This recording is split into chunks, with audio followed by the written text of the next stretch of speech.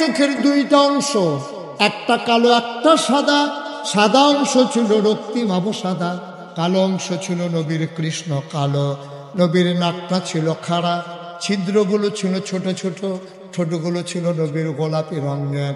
ঠোঁটের উপরে ছিল চিকন সুরগোফ। তিনি কখনো বা যখন মুচকি হাসতেন, ঠোঁট দুইটা যখন একটু ফাঁক হতো, অবাক বিস্ময়ে মানুষ তাকাইয়া দেখত, মনে হইতো গোটা পৃথিবীতে যেন বিজলি চমকাইছে। মানুষজন জানতে চায় এই রুট দিয়ে আমার নবী হেঁটে গেছেন নাকি? কয় তুমি কেমন করে বুঝলা? 1 মাস আগে আমার নবী হেঁটে গেছেন।